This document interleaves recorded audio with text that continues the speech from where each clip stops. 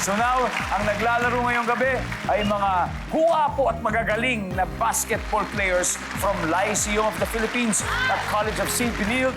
So far, ang Benilde Blazers pala nakakascore ng 87 points. Kaya eto ng tanong, papaya bang matambakan ang LPU Pirates? Let's find out. Sa tapatan ng point guard na si Greg at ang power forward na si Anton. Let's play round 3.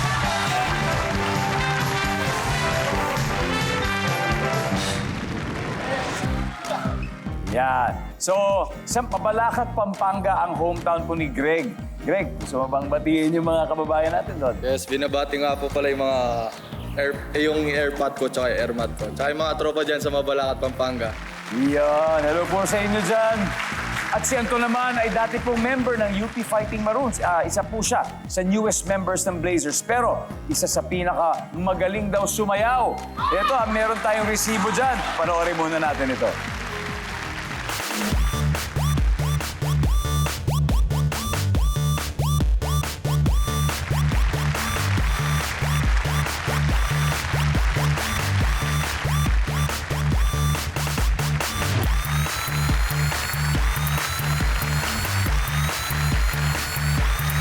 Nice one, Anton.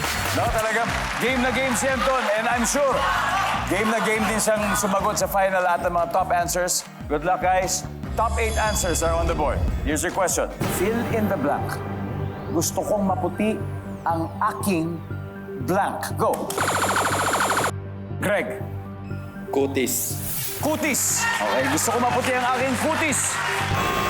Uy, wala. Alright, Anton, fill in the blank. Gusto kong maputi ang aking blank.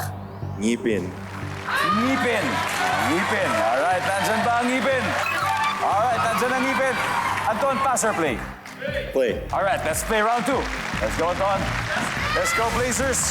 Justin, fill in the blank. Gusto ko maputi ang aking blank. Kilikili. Kilikili. Nandyan ba ang kilikili? Yep. Nandyan, Gabi. Fill in the blank. Gusto ko maputi ang aking Tuhod. tuhod. Dan, tuhod ba? Nandiyan na si tuhod. Yup, Joshua. Gusto kong maputi ang aking, ano kaya to? Batok. Nandiyan ba si Batok? Wala. Anton, gusto kong maputi ang aking blank. Leeg. Leg. Kanina, Batok. Dito na sa leg daw.